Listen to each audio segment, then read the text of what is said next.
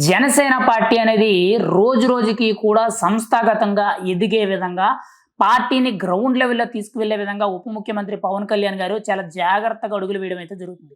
ఆయన ఏ విషయం మీద స్పందించాలి, ఏ విషయం మీద స్పందించకూడదనేది ఆయనకి పూర్తి క్లారిటీ అయితే ఉంది. అయితే పార్టీని ఎదిగే దశలో చాలా మందిని కూడా పార్టీ నుంచి సస్పెండ్ చేయడం జరుగుతుంది. ఎందుకనంటే అటువంటి తప్పులు అంటే ఇతర పార్టీలో చేసే నాయకుల్లాంటి తప్పులు మన పార్టీలో జరగకూడదు. రాష్ట్ర రాజకీయాల్లో మన పార్టీ అనేది ఖచ్చితంగా కొంత డిఫరెంట్‌గా ఉండాలి. ఖచ్చితంగా రాబోయే యువతకి ఇన్‌స్పిరేషన్‌గా మారాలి.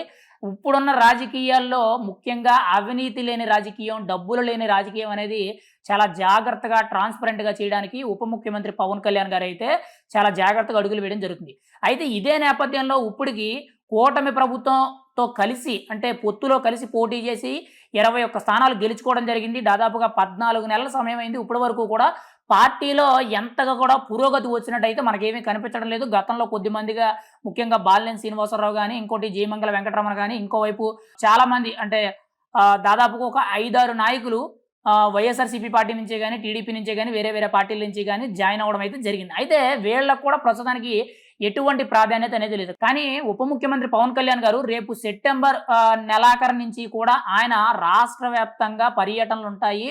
ప్రతి ఇంటికి, ప్రతి జిల్లాకి, ప్రతి నియోజకవర్గం మీద ఆయన ఫోకస్ చేస్తూ దాదాపుగా ఇప్పుడున్న 21 నియోజకవర్గాలు కాకుండా రాబోయే రోజుల్లో ఇంకొక 60-70 నియోజకవర్గాల మీద 2029 ఎన్నికల్లోపు ఈయన పూర్తి స్థాయిలో ఫోకస్ చేయడం జరుగుద్ది. అంటే ఇప్పుడు ఏవైతే 175 నియోజకవర్గాలు ఉన్నాయో ఈ 175 నియోజకవర్గాల్లో పవన్ కళ్యాణ్ గారు 2029 ఎన్నికల నాటికి 60 నియోజకవర్గాల నుంచి 70 నియోజకవర్గాల మీద ఆయన పూర్తి స్థాయి పట్టు అనేది సాధించడం, అక్కడ ఆ నియోజకవర్గంలో ఇన్ఛార్జిని పెట్టడం, నియోజకవర్గంలో ఇన్ఛార్జి లెవెల్‌తో పాటు మండల స్థాయి నాయకుల్ని, జిల్లా స్థాయి నాయకుల్ని, ఇంకోవైపు క్యాడర్‌ని బలోపేతం చేసే విధంగా ఇలా గ్రౌండ్ లెవెల్‌లో పార్టీని ఇంకా పూర్తి స్థాయిలో బలోపేతం చేసే విధంగా ఆయనైతే నిర్ణయాలు తీసుకోవడం జరుగుతుంది. ఈ సందర్భంగా చూసుకుంటే ఉప ముఖ్యమంత్రి పవన్ కళ్యాణ్ గారు 2029 ఎన్నికలొచ్చేటప్పటికి ఖచ్చితంగా 60-70 నియోజకవర్గాల మీద ఫోకస్ చేస్తే ఎలా లేదన్నా ఖచ్చితంగా 50, 60 నియోజకవర్గాలైతే ఓవరాల్‌గా చూసుకున్న 50 నియోజకవర్గాల మీద ఆయన పోటీ చేయడం జరుగుద్ది. ఒకవేళ 29 నాటికి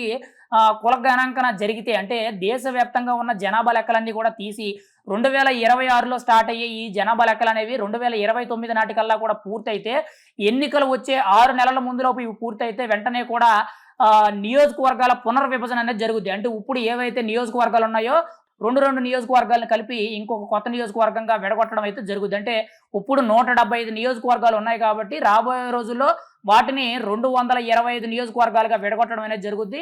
ఇటు ఆంధ్రప్రదేశ్‌లో జరుగుద్ది, ఇటు తెలంగాణలో కూడా అదే జరుగుద్ది. అయితే ఇక్కడ జనాభా లెక్కలు పూర్తయితే గాని దేశవ్యాప్తంగా ఉన్న జనాభా ఎంత, ఏంటి, కులగణాంకనం గాని, ఇటువైపు జననాంకాలు గాని ఇవన్నీ కూడా పూర్తయితే గాని ఈ నియోజకవర్గాల పునర్విభజన అనేది జరగడం అయితే కుదరదు.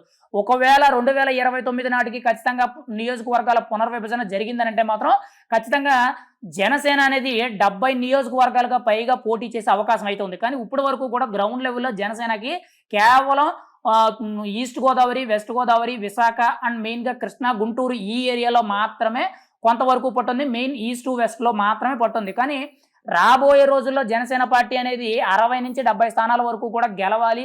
అక్కడ ప్రాధాన్యత చూపించుకోవాలి. అక్కడ రాబోయే రోజుల్లో పోటీ చేయాలి అనే దిశగా అడుగులు వేసే విధంగా ఇప్పటి నుంచే కూడా పవన్ కళ్యాణ్ గారు ఫోకస్ చేయడం జరుగుతుంది. ఖచ్చితంగా రాబోయే ఎన్నికల్లో మాత్రం ఖచ్చితంగా 50 సీట్లకు పైగా పోటీ చేయాలి అనే దిశగా అయితే అడుగులు వేయడం అయితే జరుగుతుంది.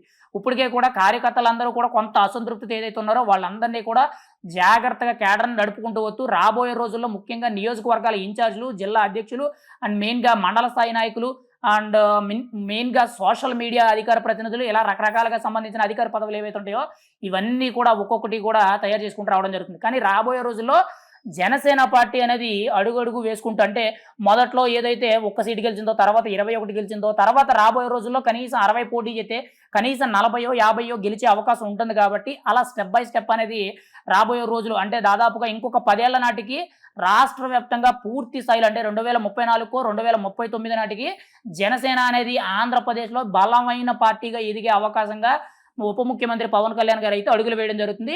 ఏదేమైనా సరే జనసేన పార్టీ కోసం ఇప్పుడు చాలా మంది కూడా ఎదురు చూడడం జరుగుతుంది. నియోజకవర్గాల్లో పదవులు దక్కుతాయి, నామినేటెడ్ పదవుల గురించే గాని, లేకపోతే ఇంకొక పదవులు అనేటట్టు ఎదురు చూడడం అయితే జరుగుతుంది.